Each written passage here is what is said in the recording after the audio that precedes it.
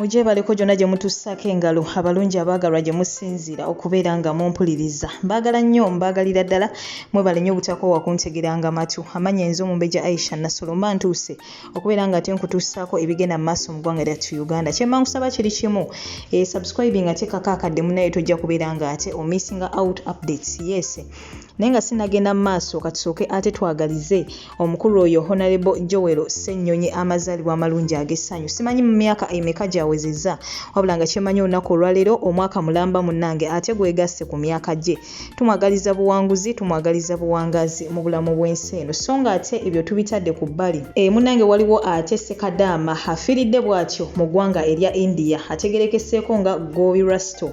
Era nga munnange kigamba nti ekimusse ze ndwadde z'obwongo ssaako ate munnange n'ebirwadde ebirala.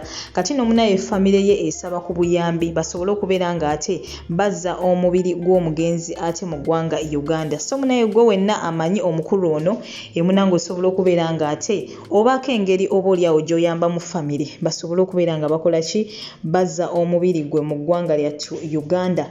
So nga ate ebyo nabyo tubitadde ku bbali. Waliwo ate bambi omwana omuto oyo gw'olaba essaawa eno ku screen yo akaaba amaziga munnange ono oba tugambe awonye kusaddaakibwa okusinziira ku mboozi ye. Emboozi ye munnaye ekyali mpanvu wabula nja kuba mbikuleetera mpola mpola wano byonna byonna ebinaaba ate bizuuliddwa.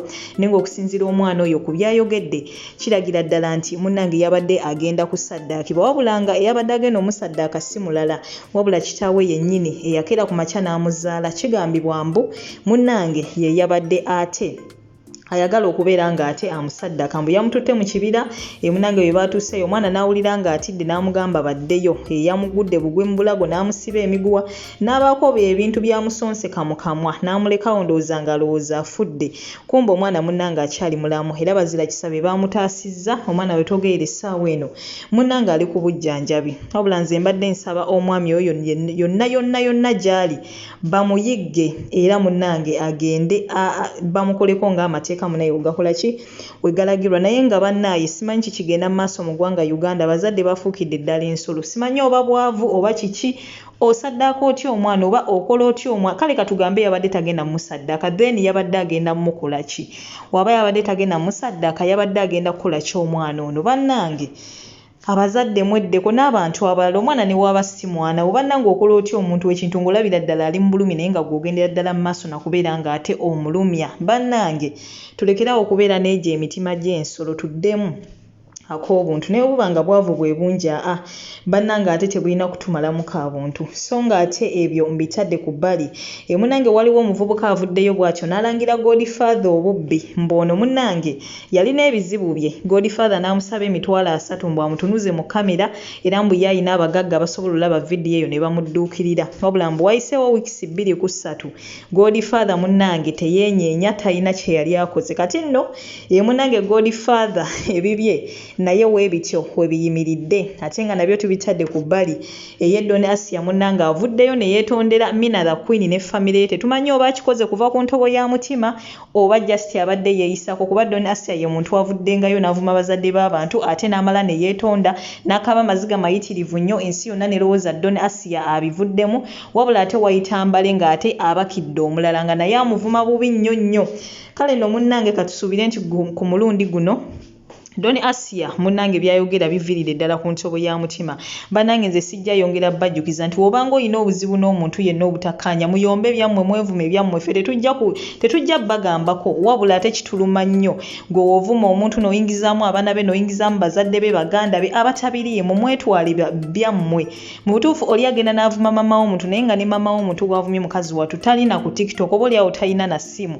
Kale mmwe ebikolima ebyo muba muli biddawa bannange twegendereze okubeera nga tuvuma famire z'abantu. Tetumanyi bantu abo bali biki, tetumanyi waje babeera, tetumanyi obulamu bwabwe buyimiridde butya. So bannange twegendereze nnyo okubeera nga ate ovuma omuntu n'ovuma abantu be naddala abazadde bannange ate kisiko bo tubaweemu ku katiibwa bannange.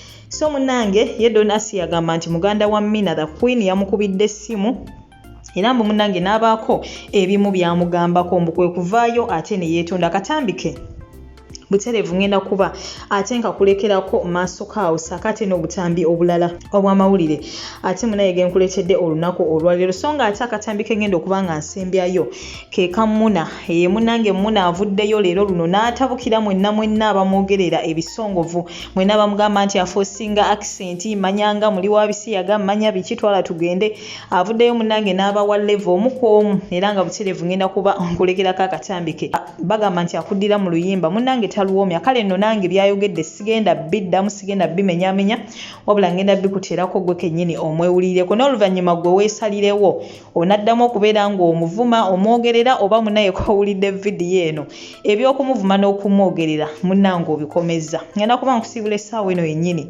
toseetuka subscribing oba tonabateekako akadde naye nga tekisinga obukulu munnange tovaawo nkomawo sigadde nze omumbejja Aisha Nasolo goodbye for now.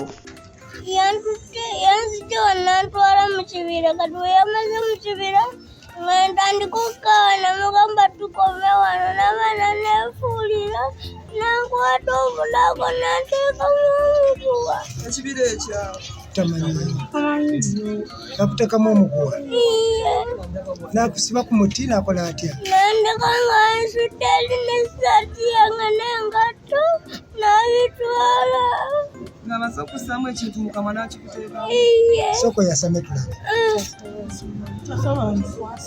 yamutuza obulago bwonna bubwo omusajja yamutuzeera omwana oyo yabadde amanya abisaamu raba yamufumise ekintu mukama ng'alina kyeyamusudde ekyo kibunu yamufumise ekitino kinuza erinnya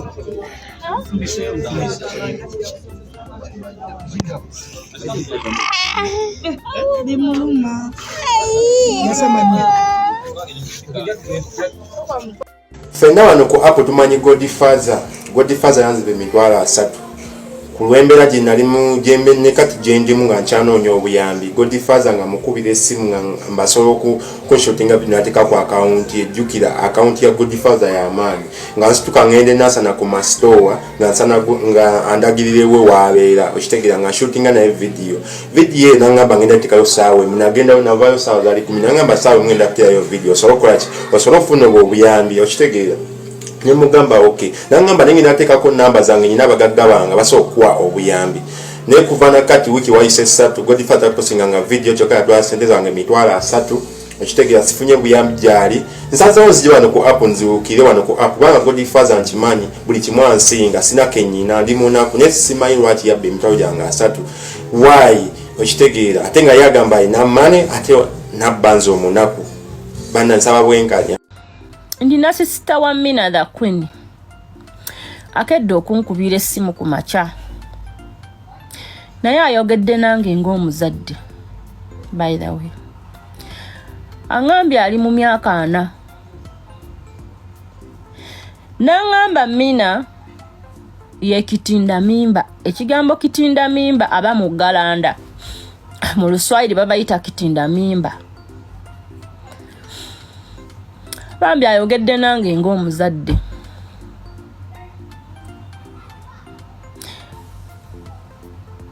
ebigambo byangambye binkwasizza ennaku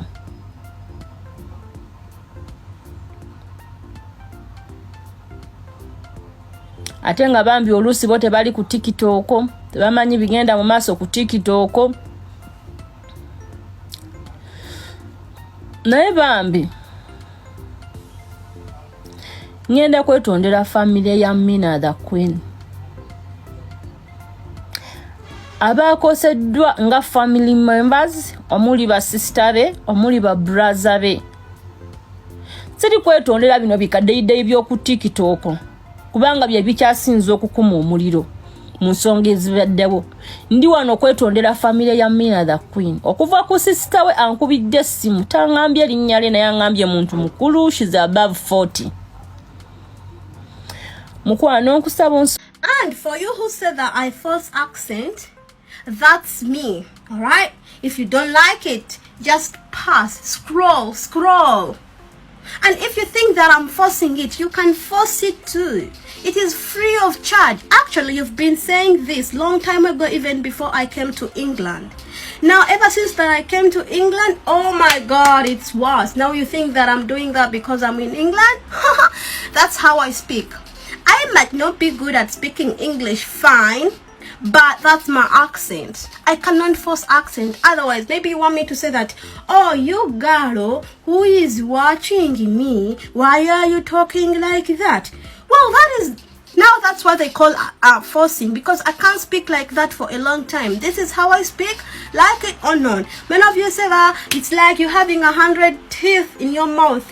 Whatever it is, that's how God created me. So, whether you like my videos or not, I don't give a damn shit about it. Alright? If I speak bad to you, if my voice irritates in your ears, then scroll. I don't care. You won't force me to be what you people you want. No, I can't put you first in my life. No, I put myself first. This is my life. Once I die, I die. There is no second chance. Okay? I have to be happy. You cannot stop me from being who I am. Alright?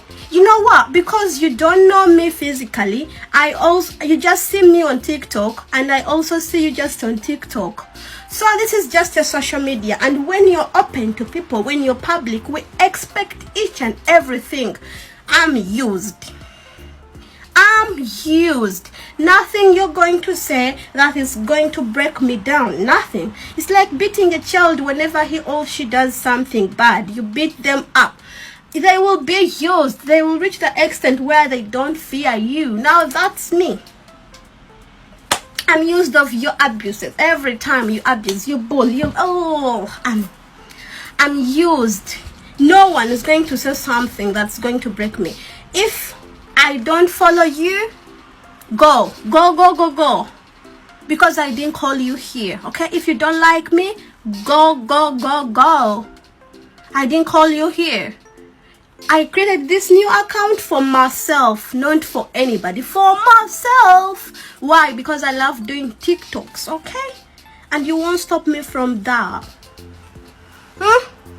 Actually, when I was still studying, I was such a bright kid that my education was sponsored by whites. So at the end of the term, I used to take my report cards to them, and I wasn't communicating in Luganda. Okay, from my baby class to my form 6.